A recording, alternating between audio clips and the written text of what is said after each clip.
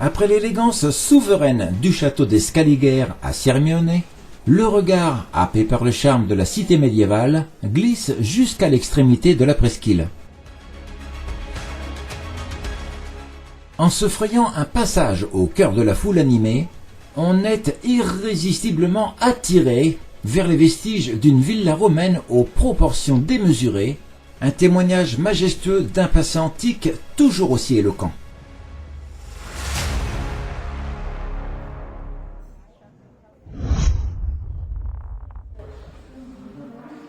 Arrivé à destination, la maquette du site romain capte notre attention et ouvre une fenêtre sur le passé, laissant deviner l'ampleur des fouilles mises à jour et la grandeur du lieu tel qu'il était.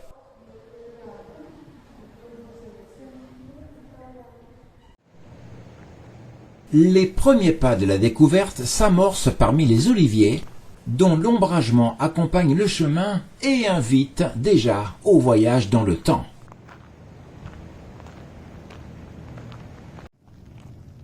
Très vite, la promenade débouche sur un gisement archéologique exceptionnel, renommé les grottes de Catulle.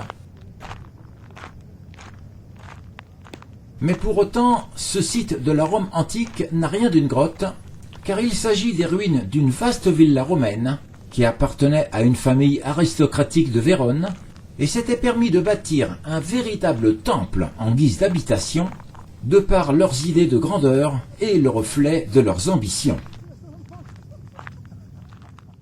Le nom du site rend hommage au poète latin Catulle, qui chantait déjà en son temps les charmes de Sirmione.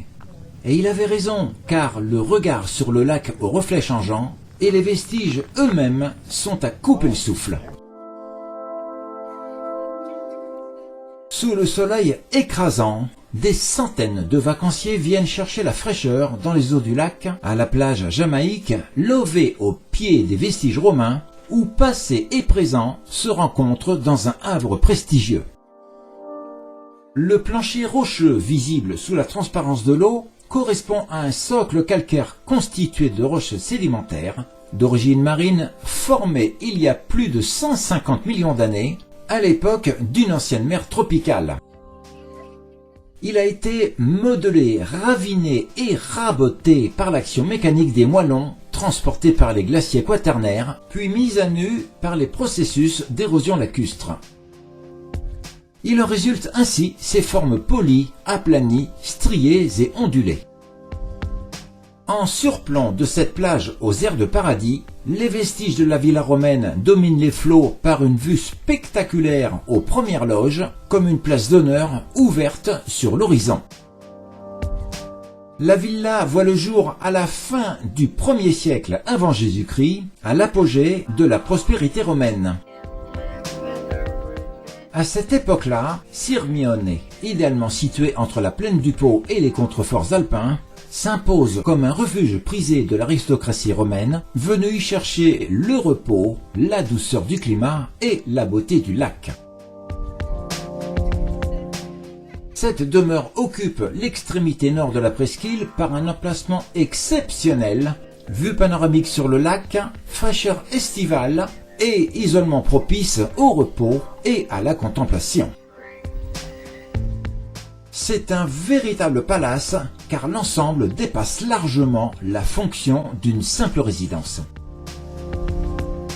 Il s'agit d'une villa maritima de très grande ampleur, s'étendant sur près de 2 hectares et organisée en terrasses successives tout en épousant avec élégance la forme de la presqu'île.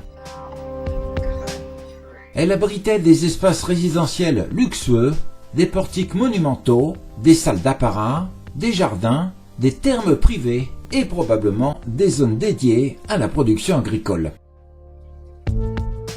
L'architecture démontre une remarquable maîtrise de l'ingénierie romaine par l'adaptation au relief et l'usage sophistiqué des structures voûtées. Ce complexe résidentiel tomba dans l'oubli entre les 3e et 4e siècles sous le poids des transformations économiques de l'Empire, de la difficulté d'entretenir un si vaste ensemble et de l'instabilité politique croissante.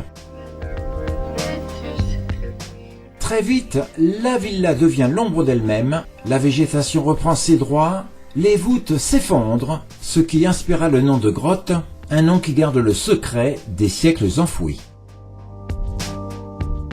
Ce n'est qu'au XIXe siècle que les premières fouilles systématiques dévoilent l'ampleur et l'importance exceptionnelle de ce site antique oublié. À l'ouest de la presqu'île, depuis la plage de la Jamaïque, le spectacle à ne pas manquer se joue lorsque le jour s'éteint, à l'instar d'un soleil pastel qui s'incline lentement dans une noyade éphémère, offrant des instants suspendus, empreints de romantisme et d'intensité. C'est le miracle d'un écrin qui oscille entre histoire et dépaysement. Marcher parmi ces vestiges, c'est suivre les pas d'une élite romaine dans le sillage d'une époque révolue, venue chercher ici le calme, la beauté et l'éternité du lac.